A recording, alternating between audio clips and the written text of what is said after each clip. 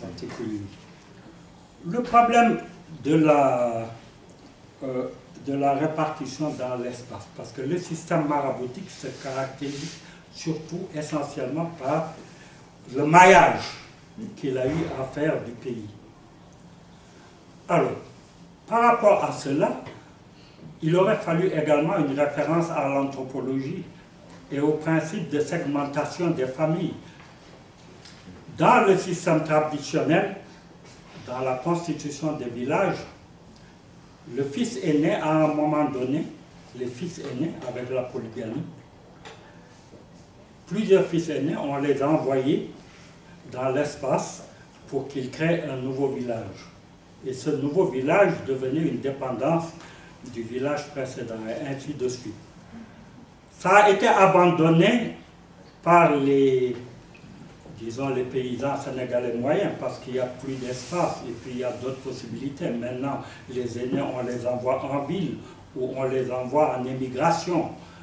Mais les marabouts, le système maraboutique continue à envoyer ses aînés dans l'espace. Et ça s'est fait en particulier dans la colonisation des terres neuves. Les confréries sont très bien représentées dans les terres neuves. Mais à un moment donné, il y a eu un problème. Il y a un gros problème foncier actuellement au Sénégal. Les marabouts, ne pouvant plus font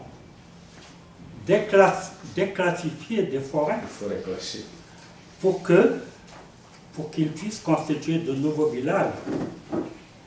Donc, vous avez parlé des familles, etc. Il aurait été intéressant de montrer le processus, la façon dont, parce que c'est dans l'intérêt des familles, ce sont des stratégies familiales. Ce sont les fameuses stratégies d'émigration que tous les anthropologues ont décrites un peu partout au niveau de l'Afrique. Donc, il aurait fallu expliquer pour éclairer votre lecture. Donc, il y a ce problème, le problème espace, hein, le problème temps, espace-temps, l'approfondissement de la généalogie et la répartition dans l'espace. Pour ce qui concerne les prêcheurs itinérants, je ne m'étendrai pas sur eux. Pour ce qui concerne les icônes, la particularité sénégalaise, c'est que l'islam sénégalais a maintenu des éléments relevant de l'animisme et du fétichisme. Vous avez bien fait la distinction entre les marabouts, entre le dicre ésotérique et le reste. Vous avez les marabouts islamiques et vous avez les marabouts traditionnels, qui sont les anciens magiciens.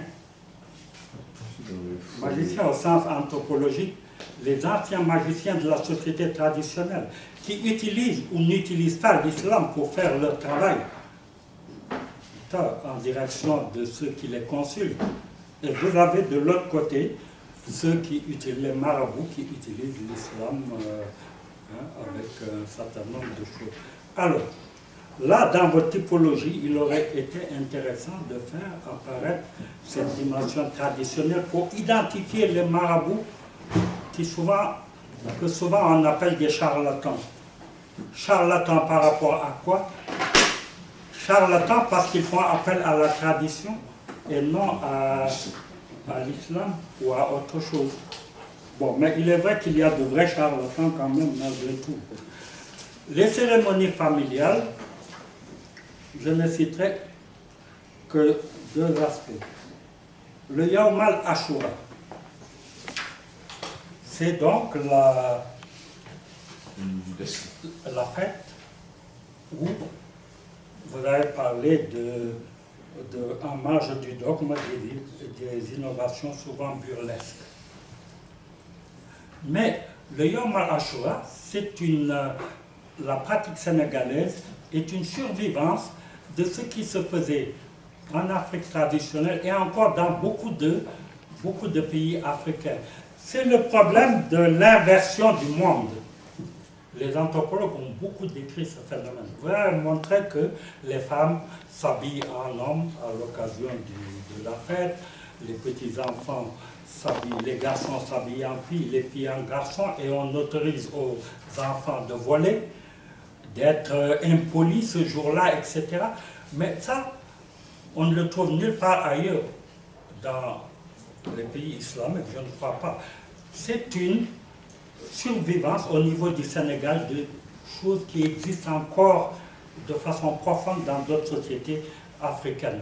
C'est l'inversion du monde. À l'occasion de certaines fêtes, par exemple dans les royautés traduites, quand le roi disparaissait, pour légitimer la situation du nouveau, celui qui va le remplacer, ne pouvant inverser l'ordre de la nature, on inversait l'ordre de la société et on décidait que tout était renversé. Et ça fonctionnait comme ça. Les jeunes devenaient les vieux, et ainsi de suite. Bref, on fonctionnait comme ça, jusqu'au moment où le nouveau roi étant intronisé, on rétablissait l'ordre social. C'était une façon de légitimer idéologiquement la venue du nouveau. Et ça existait à tous les niveaux, au niveau familial. Quand, par exemple, la cérémonie du Khakhar au Sénégal, quand une jeune épousée, dans un contexte polygamique, arrive, qu'est-ce qu'on fait? Les femmes qui étaient là, qui étaient présentes, se retournent contre elle, c'est les colibés, c'est le jeu, c'est le... Hein, on lui reproche un certain nombre de choses, etc. Bref, ce que je veux dire, c'est qu'il y a beaucoup de situations où on renverse l'ordre, pas pour mettre l'accent, pour attirer l'attention sur ce qui est en train de se créer, sur ce qui est en train de se faire. Un dernier exemple, les cérémonies, la mort telle qu'elle se pratique au Sénégal. Beaucoup de gens n'ont pas compris. Les réjouissances, le fait qu'il y a de l'animation, ça court à gauche, à droite, c'est l'ostentation, etc. Ça aussi, ça procède des valeurs culturelles traditionnelles africaines. Vous savez que dans toutes les sociétés du Sud, on continue à pratiquer la fête du mort. Parce qu'on a le sentiment que tant qu'on n'a pas fêté le mort, il ne reposera pas en paix. Et il ne faut pas oublier, vous le citez d'ailleurs, la formule de Birago, les morts ne sont pas morts. On accompagne les morts. En Afrique, on n'est pas triste à l'occasion d'une mort, au contraire, on est joyeux.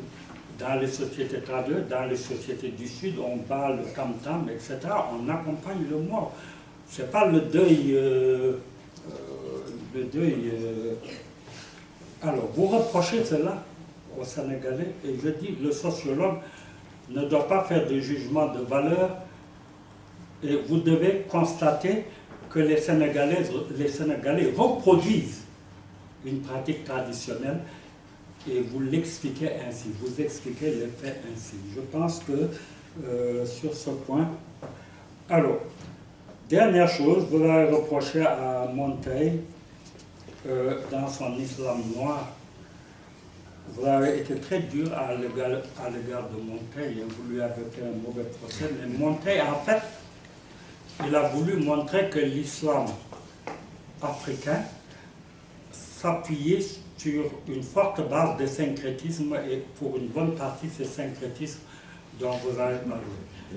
Il a eu peut-être le malheur de parler de noir, on le lui a reproché, ce n'est pas l'islam noir. Et vous-même, vous avez dit que si on se lance dans cette logique, on pourrait parler d'islam jaune, d'islam rouge, etc.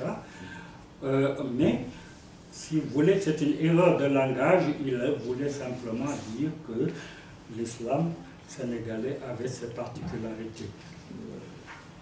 Voyez-vous, et c'est une réalité. Je donne simplement un exemple en passant. Il m'est arrivé plusieurs fois, quand je voyage en Afrique, d'aller prier dans une mosquée.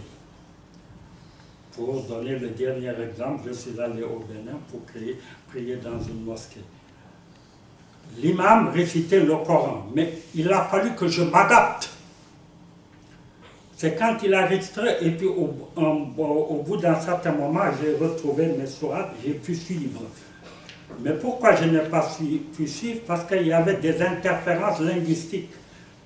Lui, il récitait le Coran en béninois, avec une langue du Bénin.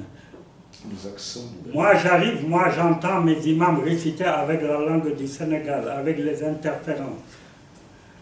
Peut-être qu'ailleurs, en Arabie ou ailleurs, c'est différent, l'islam pur, etc.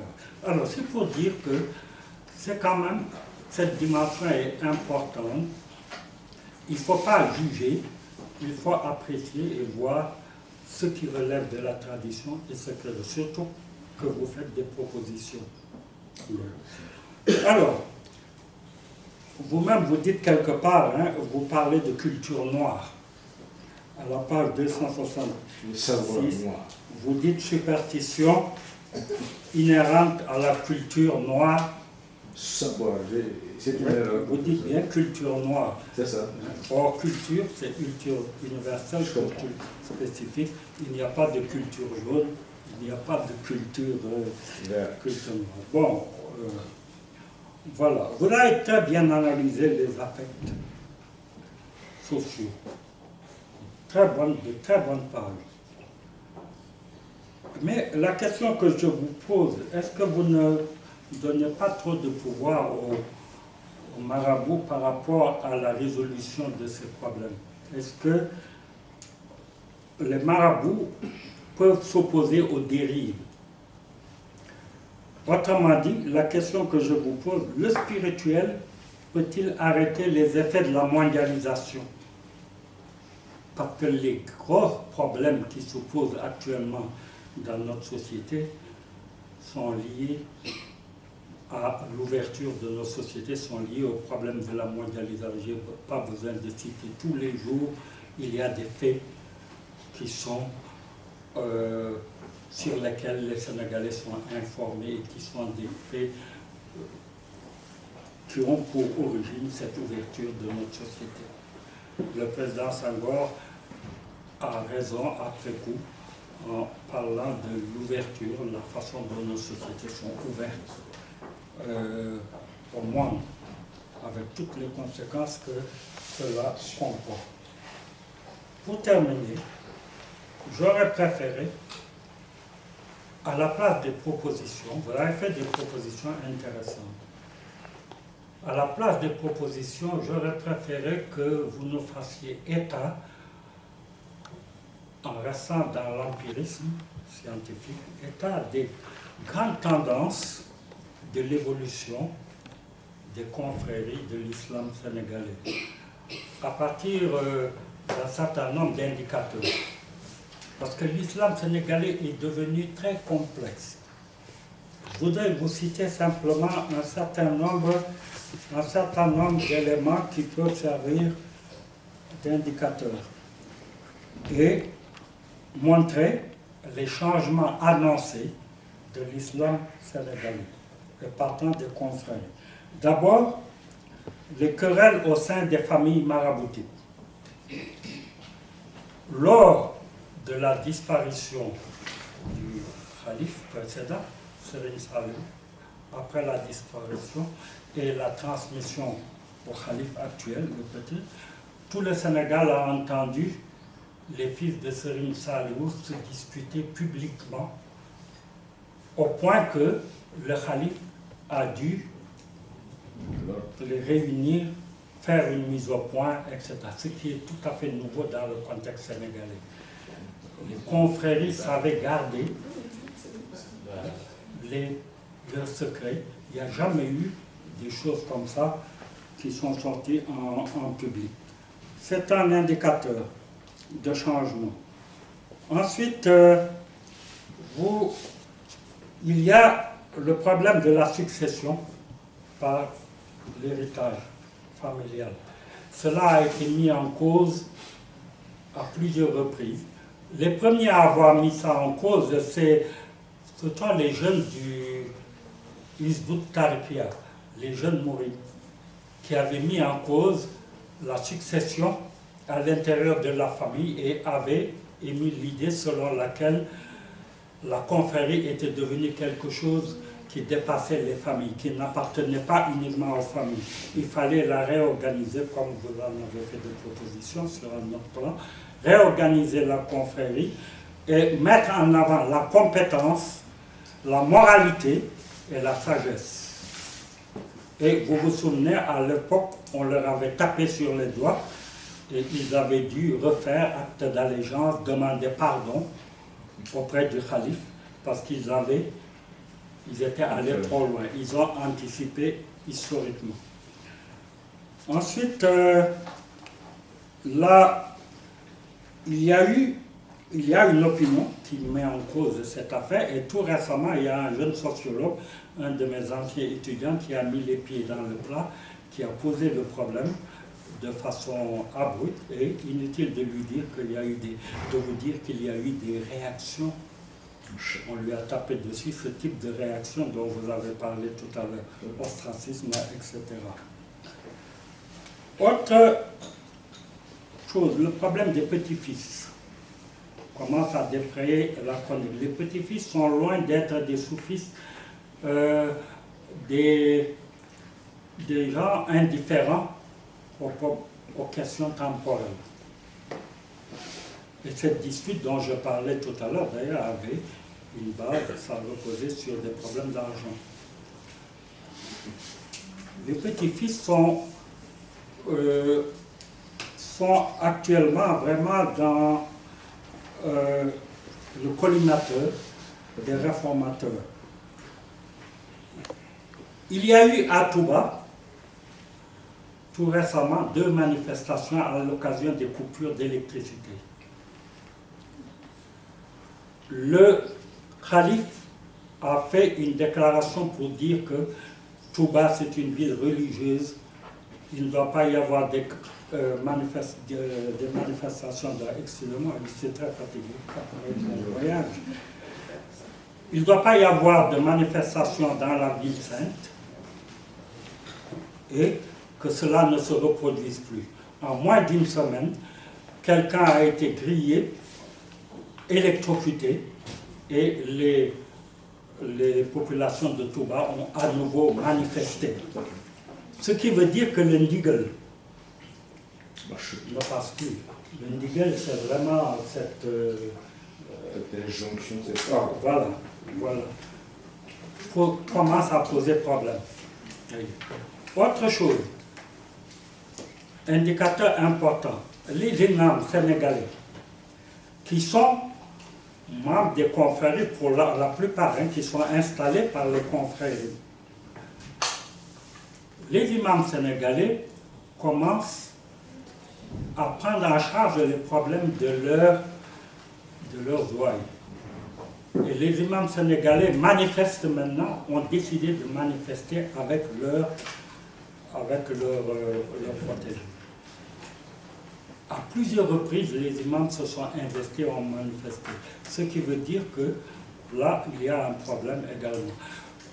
Les implications auxquelles vous vous attendez, il faudrait peut-être les voir du côté des imams.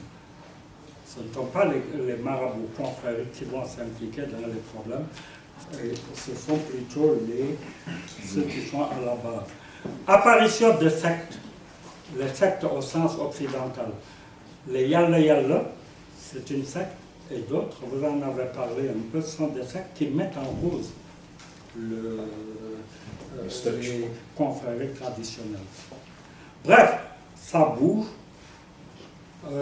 Dans le pays, l'islam sénégalais est en train de connaître de grosses difficultés et je pense qu'il faudrait que les autres sociologues, vous en particulier, que vous vous attaquiez véritablement au problème du changement et non plus à ces problèmes, les problèmes classiques, des confréries. C'est clair maintenant. Vous avez, si je peux m'exprimer ainsi, liquider cette question. Il faut qu'on passe à autre chose et il va falloir donc porter l'attention sur cette question. Voilà, je m'excuse d'avoir été long, mais cela traduit montre l'intérêt que j'ai eu pour votre travail. Et encore une fois, c'est une contribution majeure pour la connaissance des confrères du Sénégal. Vous avez la parole. Merci bien, professeur. Avant de répondre à ces questions qui finalement n'en sont pas, parce que c'est le maître qui parle, parce que c'est le maître qui parle, je me permettrai d'évoquer un proverbe, un adage. Je le dis en poulard, je le dirai en wolof, et j'essaierai de l'interpréter en français, parce que je ne parle pas arabe. En poulard, on dit Thierno ma, ko jangin ma fof ma heddu hen ko firuma. Madame, professeur Bomgat, vous parlez poulard mieux que moi, vous avez compris ce que ça veut dire. En wolof, traduit en wolof, c'est ce sëriñ lu mu la xamal wala jàngal dana ci dese lu mu la dóoree lu mu la mbéjee. Ça équivaut à ce que je viens de dire. En français, ce que je viens de dire en poulard et en wolof, ça veut dire vous avez beau faire la cour à votre maître, vous avez beau lustrer ses cheveux, vous aurez beau tenir ses chevilles, autrement dit, vous aurez beau être fidèle, il vous enseignera, il en restera toujours quelque chose pour vous égorger. Ça veut dire que mon professeur, c'est mon directeur de thèse. Il m'a enseigné beaucoup de choses. Là, en l'écoutant, je replonge dans l'amphi avec les envolées du maître. Il a dit beaucoup de choses. Il ne me l'a pas dit quand je lui ai dit ça. Donc il a attendu cette séance pour me guillotiner. Alors, pour répondre à votre question en 2-3 mots, je crois que vous avez pris assez de temps. Vous avez parlé de méthodologie. La méthodologie, vous avez répondu à votre problème, individualisme, conflit des familles. Il y a des niveaux de conflit que l'on ne peut pas évoquer. La famille, toutes les familles ont eu leurs problèmes. Des Layènes, des Tidjanes, des Khadrias, des Layènes, des Tidjanes et des Mourides, chaque famille a eu ses quelques problèmes. Les Layènes, c'est à la succession après Issa, le premier calife et le deuxième calife de l'imam Moulay, il y a eu tension. En Yassane, il y a eu aussi tension lorsqu'il s'est agi de la succession d'un calife à un autre pour un problème de résidence, de concession. À Touba, il y a eu conflit à la succession de Cheikh Ahmadou Bamba par son fils Moustapha Bachirou et son frère Ibrahim Ndamal Dar.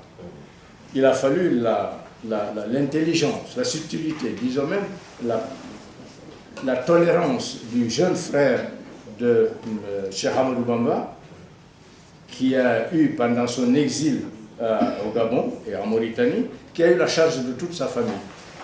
À son rappel à Dieu, le problème de sa succession s'est posé. Le fils était déjà majeur et le frère était un peu tout celui qui tenait la confrérie pendant l'absence du frère. Alors lequel, le frère ou le fils? Il a failli avoir tension.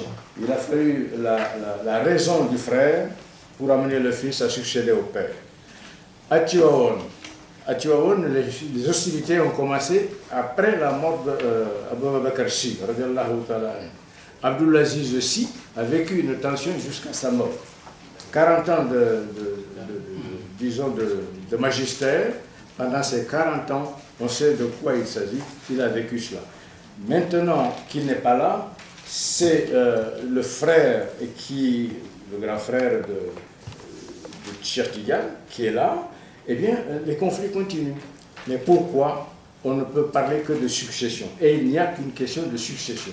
Et quand entre deux frères, le porte-parole du calife actuel et le Cheikh Tidiane, qui est le fils aîné, je crois, parce qu'il y a quelqu'un qui connaît mieux la famille que moi qui est dans la salle, c'est une tension entre les deux, c'est un problème de succession. Donc cette affaire de succession, il y a des choses qu'on peut mettre sur le tapis et d'autres pas. Donc je me suis gardé d'aller plus loin. Ce n'est pas un retrait ou un recul d'un scientifique face à l'événement, mais c'est simplement une sorte de clause de réserve. Il y a des situations, je le dis d'ailleurs dans le document, il y a des situations qu'on ne peut pas mettre à la portée de tout le monde. Ensuite, il y a, vous parlez d'anthropologie, c'est exact.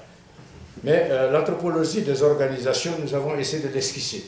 Mais aller en profondeur, je crois que ça aurait été un peu trop pénalisant pour nous, pour moi, parce que déjà, ayant bénéficié d'une prorogation de 2 ans, ça m'aurait été difficile, disons même impossible, de demander encore à l'école doctorale de Paris-Est de m'accepter une autre prorogation, même pour 1 an. Alors, en vous écoutant, professeur, j'ai comme un sentiment de nostalgie. J'ai l'impression de me retrouver dans un amphithéâtre, dans votre amphithéâtre, avec des envolées lyriques. Vous nous avez livré quelque chose, un maillage très scientifique, un maillage très, disons, très clair du vécu sénégalais, de ce que les Sénégalais vivent actuellement. Donc, dans ce que vous venez de dire, j'englobe toutes mes réponses. Je ne peux pas dire plus que ce que vous avez déjà dit. Vous avez répondu aux questions auxquelles j'aurais dû répondre. Alors, je vous remercie d'avoir répondu à ces questions-là. Vous me tirez, vous me tendez la perche, et c'est tant mieux pour moi. Nous, la professeure. Bien. Si personne n'a rien à ajouter, nous allons nous retirer pour délibérer. C'est la séance. La séance est suspendue. Là, vous allez vous retirer et nous restons. Procès verbal de soutenance. Nous, membres du jury de thèse de doctorat, désignés par décision du président d'Université Paris-Est, agissant par délégation du président d'Université Paris-Est, avons fait soutenir à M. Biranoun, né le 15 septembre 1936 à Tivaouane, Sénégal, une thèse de doctorat en co-tutelle avec l'Université Cheikh Anta Diop de Dakar, spécialité langue et littérature française, école doctorale, CS, culture et société, sur le sujet suivant: l'islam au Sénégal, le poids des confréries ou l'émiettement de l'autorité spirituelle. Et l'avons déclaré digne du grade de docteur d'Université Paris-Est. Le 18 octobre 2010. Université Paris-Est. C'est pour l'administration. Maintenant, le jury tient à féliciter en tant que tel, en tant que jury, M. Wan, pour sa prestation, en particulier dans la façon dont il a eu à répondre aux questions qui lui auraient été posées. Encore une fois, toutes nos félicitations.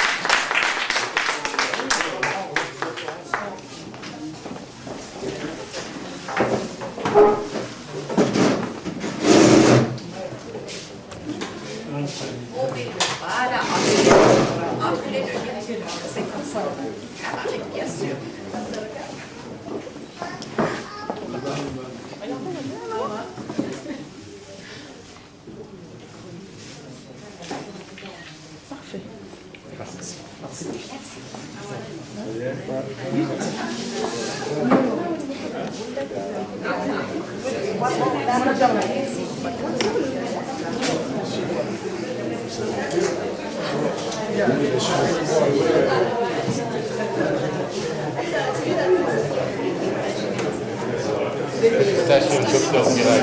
Docteur Miral. Félicitations.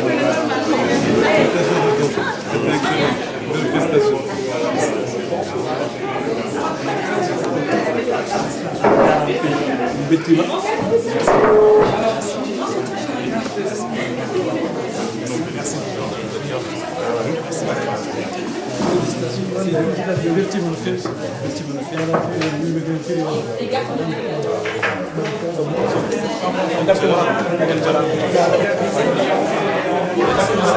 Docteur et commandant en même temps. Félicitations. C'est carte morale quelle est l'émanation. C'est carte morale. Notre village est là.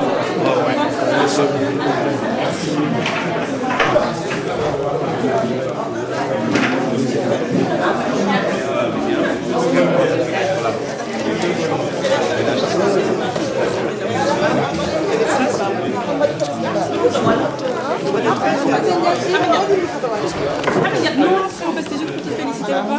Après de longues années.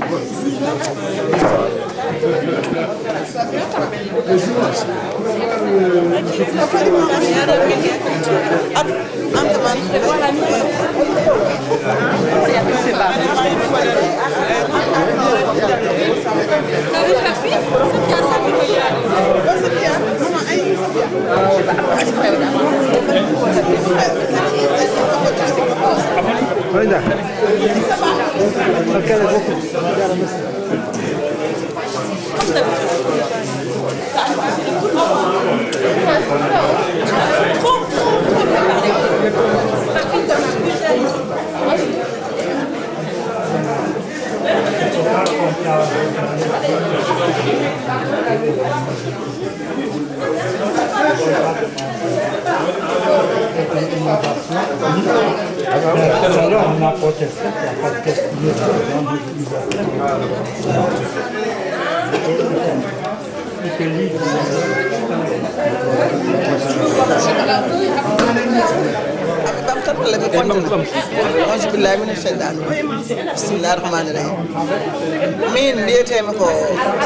min mbiyetema ko defa Abdourahmane mbiyetema ko Hadja defa Abdourahmane bamum sukabam e colonel baɗowo hannde o jiiɗi yumma e bam eyyi ami artan noon kawrumi en kono noon ko ɓuurimi weltade hannde oɗo ñalawma oɗa saabu ko beau frère am ko cousin am kono ko sehlam ko mbaɗam baɗo koko jiɗannomo on mbiɗa yettamo kadi ko siftode mawni koko ɓamum sukabam o waɗi mo déjie kadi affaire o haali ɗum e thèse o waɗi mo ɗum addeji ajo jogora jam kañum e sukabam ɓeɗo beltima ko min tani sukabam woni ɗo machallah si sona tan neɗɗo ne welti quoi voilà tan e doctorat baba mo neɗɗo ne yetti Allah aussi c'est tout à l'heure. L'université de Paris-Est, Paris 12 ne décerne pas de mention. Ils disent simplement le candidat est déclaré admis, il est docteur de l'université de Paris-Est. Mais comme la thèse est en co-tutelle, nous à Dakar, on a encore des mentions. Bon, sur son diplôme, on ne va pas mettre la mention parce que l'université là ne l'a pas mise, mais par rapport à Dakar, il méritait la mention très honorable avec félicitations du jury. Voilà.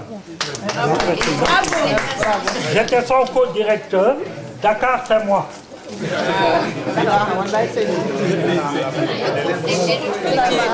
Ça s'est bien passé, alhamdoulilah. Alors bonjour, je m'appelle Awa Wan, je représente la famille Wan, donc je suis la fille du colonel Biram Wan qui vient de soutenir sa thèse et vraiment comme je viens de lui dire, ça a été, comme d'habitude il nous a impressionnés. Donc voilà, voici Fadima qui va dire un truc. Vas-y Fadima. Bonjour, c'est Fadima Wan, la fille du colonel Wan. En fait, nous tenons surtout à le féliciter parce que vu son âge, moi j'avoue que sur les 30 et quelques années, j'ai pas le courage et surtout la motivation de le faire. Pardon, j'ai la bouche pleine. Mais sincèrement, toutes nos félicitations papa et j'espère qu'il nous donnera ce courage et cette motivation. Inch'Allah. Voilà. Voilà. Je dis quoi? Enfin, je ne sais pas par où commencer, mais bon, je tenais juste à féliciter mon papa, parce que franchement, à 74 ans, enfin moi quand même j'aurais pas pu. Donc voilà, félicitations papa et gros bisous ak maa ngi leen di fon bu baax waa Dakar su ngeen may seetaan. Toutou, ça tu passes très bien. C'est juste pour féliciter mon papa d'abord. Là je peux pas dire plus. Yi kam fo be taali ala do jogoro jam yalla bayyi ko fi suñu kanam yàgg min rusandira dal machallah sa ko babda do moƴƴo est ce que ko way ko wa fofo ko wala so am ko gom seydi wona yaa ngi dund ba découragé wallahi ya jubbal seydi wona papa félicitations comme ça papa bien ya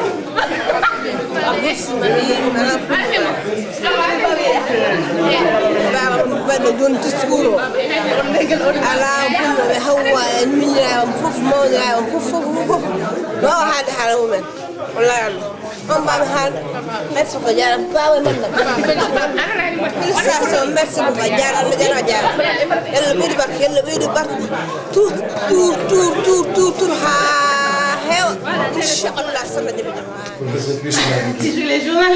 Sinon, c'est assez difficile. Docteur Wan, plutôt que Monsieur Wan, qu'est-ce qui vous a poussé à faire cette thèse peut-être Nous venons tous de participer à un travail collectif. Nous l'avons commencé ensemble, nous l'avons élaboré ensemble, nous l'avons terminé ensemble. Chacun y a apporté du sien de la meilleure manière. Et le mérite, on peut dire que c'est moi, mais c'est un tort. Le mérite, ce sont tous ceux qui ont contribué de près ou de loin à la conception, à la réalisation et à la consécration de la journée d'aujourd'hui. C'est tout le monde en même temps.